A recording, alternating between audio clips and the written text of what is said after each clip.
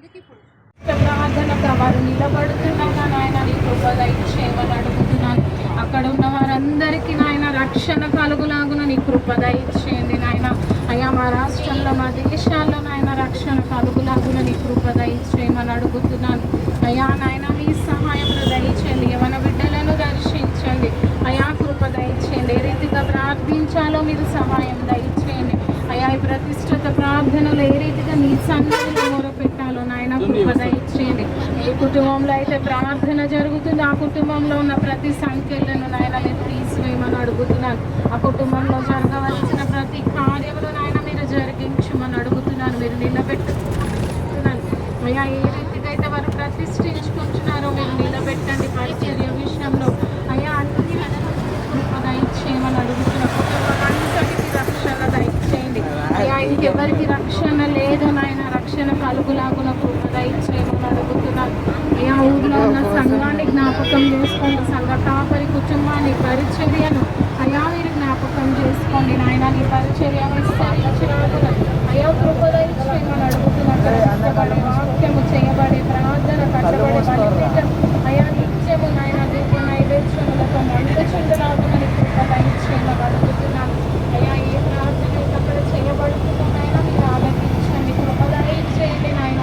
అయ్యా సహాయం దయచేయండి. ఆ ప్రార్థనను బట్టి ఆ ఊరంతా కూడా అయ్యా నీ మంటను తీసుకోమని అడుగుతున్నాను. నీ ఆత్మ సన్నిధితో నింపుమని అడుగుతున్నాను. అయ్యా నీ ఆత్మ అభిషేకంలో దయచేయండి. ప్రతి కుటుంబాన్ని మీరు దర్శించండి నాయన. ప్రతి ఒక్కరితో మాట్లాడండి. మూర్ఖంగా ఉన్న వారితో మీరు మాట్లాడమని అడుగుతున్నాను.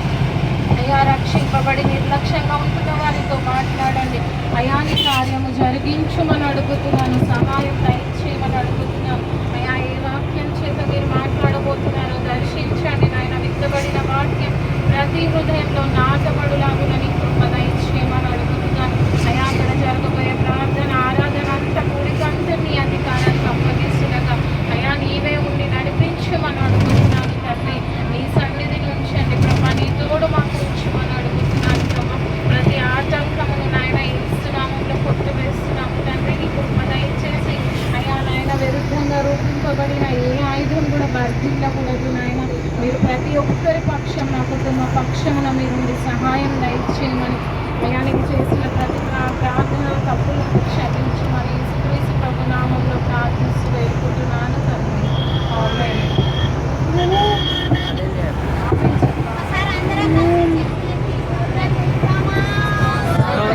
స్తోత్రం స్తోత్రం స్తోత్రం.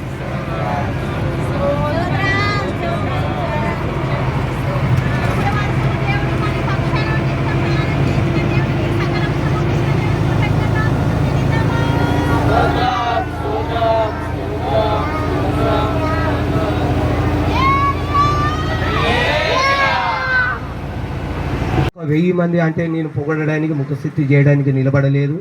కానీ దేవుని నామమున స్తోత్రం. ఆ ప్రాధేయత తాను పడే తపన, కన్నీరు గార్చడం, ఉపాసలు ఉండడం, తన అహోరాత్రులు తన బిడ్డల కోసం వాళ్ళు విజ్ఞాపన చేయడము, తాను ఉన్నా లేకున్నా చేయకున్నా అలాంటి దైవజనులు మనం కలిగి ఉండడం ఆశీర్వాదకరం మనకు. దేవుని నామమున స్తోత్రం. దేవుడు గొప్ప కృప చూపినాడు. ఇచ్చిన విజన్ ప్రకారం విడుదల కలిగించుంటున్నాడు. ఆ విధంగానే ఎందుకంటే వెంటనే రెండు వార్తలు కలిగిన ఇటేమో మరి అయ్యగారు మరి విషయంలో దేవుని దాసుడు, మరి ఇంకోటి ఆనంద్ విషయంలో ఒకటి, ఇంకోటి సమయాలు భార్య విషయంలో ఇంకొకటి బాగా వేదన కలిగి ఏంది నాయన ఒకటి ఇంకా ఒకటి ఈ విధంగా వస్తున్నాయి ఏంది ప్రభు. మరి ఆనంద్కి అయితే తెలిసి పడిపోయింది, హోప్ లేదు. ఆనంద్ విషయంలో కూడా హోప్ లేదు. నాకైతే తెలుసు ప్రార్థన చేసే బిడ్డలు ఉన్న దేవుడు కార్యం చేస్తాడు. మరి ఇంకా 10 సెల్స్ 20 సెల్స్ కానీ ఇక ఆ రోజు రాత్రి అంతా దేవుని సముఖంలో సన్నిధిలో నిలబడి మేల్కోండి ఏడ్చి ఏడ్చి ఏడ్చి ఏడ్చేసి అయ్యా 2 చిన్న పిల్లలు ఉన్నారయ్యా, అక్కడ సంఘం చేస్తారు, అందరు చేస్తున్నారయ్యా, నువ్వు బ్రతికించి అని ఆయనను వేడుకున్నప్పుడు దేవుని నామమున స్తోత్రం. గొప్ప అద్భుతం దేవుడు చేసిన చూపెట్టిన ప్రకారముగా దేవుని ఎంత ఆశ్చర్యం అంటే దేవుని నామమున స్తోత్రం. అన్నీ నార్మల్గా రావడం, దిగిపోయిన సెల్స్ పైకి రావాలంటే ఎంత ఇది కదా, అది కేవలం దేవుని కృప, భక్తుల ప్రార్థన, మరి దేవుని అవసరం అంత ఆసక్తితో చేయడం కాబట్టి దేవుని అవసరం దేవుడు వింటాడు. నాది ఒకటే విషయం, ప్రవక్త చేసినా, చిన్నపిల్లలు చేసినా, వృద్ధులు చేసినా, ఎవరు చేసినా ఆయన వింటాడు. ఎవరు చేసినా వింటాడు ఆయన. కాకపోతే ఆయన మీద ఆధారపడి మొరబెట్టుకోవాలి. ఆయనను వేడుకుంటే చాలా ఆ సమయాన్ని ఆ సమయమును మనం సద్వినియోగం చేసి ఆయన పాదాల దగ్గరికి వెళితే దేవుడు కార్యం చేసేవాడు ఉంటున్నాడు. దేవుని నామమునకు స్తోత్రం చెల్లిస్తుంటున్నాను. మరి ఇంకోటి సంఘం విషయంలో కూడా ఇక్కడ కట్టబడాలా, మరి చెత్త వాడట్లేదయ్యా, పని జరగడం లేదన్నప్పుడు కూడా దేవుని నామమునకు స్తోత్రం. వేదంతో ఉన్నప్పుడు ప్రార్థన మరి దేవుని వస్తుంటే పోతుంటే నా ప్రార్థన నా సమయం ఎట్లా వినియోగించుకుంటా అంటే దేనికోసం మాకు చిన్న షాప్ ఉన్నది. ఎవరైనా చిన్న ఎక్కువ క్రిటికల్ పొజిషన్ ఎక్కువ సమస్యలు గట్టిగా ఉంటున్నప్పుడు సమయం దొరికినప్పుడు మరి దేవుని నామమునకు మార్కెట్ పోతున్నప్పుడు అలా వస్తున్నప్పుడు చేతులు పాటలు పాడుకుని చేతులు ఎత్తుకుంటూ దేవుని ఆయనని ఏడ్సు కన్నీరు దాటు ఒడి కాపుకుంటూ ఆయన నడుపుకుంటూ వెళుతూ ఉంటారు. దేవుని నామమునకు స్తోత్రం చెల్లిస్తున్నాం. మరి చెట్టు పడ్డది కూడా అని కూడా విని ఉన్నాం. దేవుని నామమునకు స్తోత్రం చెల్లిస్తుంటున్నాం. గొప్ప ఆనందం సంతోషం. మరి ఇంకోటి దేని వచ్చిన అయ్యగారికి అప్పచెప్తాను. కొన్ని మాటలు ఎఫెసీయులు రాసిన ప్రతి 2 మాటలు నేను అప్పచెప్పిన అయ్యగారికి అప్పచెప్తాను, వాళ్ళు చెప్తాడు అనుకున్నాను. దేవుని నామమునకు స్తోత్రం.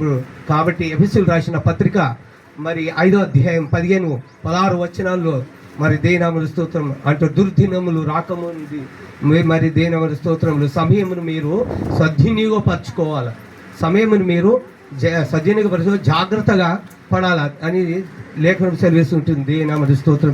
ఆ అంశమును నాకు 4-5 రోజుల నుండి నా హృదయంలో పెట్టి ఉంటున్నాడు. దేవుని నామమునకు స్తోత్రం చెల్లిస్తుంటున్నాను. కాబట్టి దేవుని నామమునకు స్తోత్రం. సమయం ఇప్పుడు ఈ దుర్దినాల్లో మనం ఉంటున్నాం, దుర్దినాల్లో ఉంటున్నాం. ఎట్లాంటి స్థితిలో ఉంటుంది సంఘం మనందరికీ తెలుసు. దేవుని నెమ్మదిగా నిద్రపోయే దినాలు కావు, సుఖపడి నిద్రపోయే దినాలు కాదు. మరి దేవుని నామమునకు స్తోత్రం. ప్రతి ఒక్కరు నడుము కొట్టుకొని ప్రయాసపడి సంఘం కోసం, విశ్వాసం కోసం, దేశం కోసం, దేవుని నామమునకు సంఘ పరిచర్య కోసం, మన వ్యక్తుల కోసం, కుటుంబాల కోసం, మన బంధువుల కోసం, స్నేహితుల కోసం, నువ్వు ఉంటున్న ప్రాంతం కోసం దేవుని నామమునకు స్తోత్రములు చెల్లిస్తున్నారు. నడుము కట్టుకొని నిలబడవలసిన సమయం. దైవ సేవకుడు ఏదో పిలిపిస్తాడు అప్పటి వరకు కాదు, నీవు కట్టుకోవాలా, నీవు కట్టబడాలా, నీవు నిలబడాలా. దేవుని నామమునకు స్తోత్రం. ఆ బాధ్యత నీది, ఆ బాధ్యత నువ్వు తీసుకోవాలా. దేవుని నామమునకు స్తోత్రం చెల్లిస్తున్నాడు. అందుకనే అంటాడు దేవుని నామమునకు స్తోత్రం. నిన్ను కావలివాడు మేల్కుంటే ఏమవుతుంది, కావలివాడు నిద్రపోతే ఏమవుతుంది. దేవుని నామమునకు స్తోత్రం. వాడు అజాగ్రత్తగా ఉంటే ఏమవుతుంది. నిన్ను ఒక కావలివాడిగా దేవుడు పెట్టి ఒక దీపముగా నిన్ను నిలబెట్టి ఉంటున్నాడు దేవుని నామమునకు స్తోత్రం. దేవుడు ఒక దీపంగా, ఒక కావలివాడిగా, మరి దేవుని నామమునకు స్తోత్రంగా, విజ్ఞాపనకర్తగా, ఒక ప్రార్థన యోధుడు అంటే నీ మాటలకు అంతా దేవుడు విలువిస్తున్నాడు. నీ మాటలకు అంత విలువ దేవుడు ఇస్తున్నా. ఆ బాధ్యత మరి ఆయన భారం అంటే ఆయన సిలువ అంటే ఆయన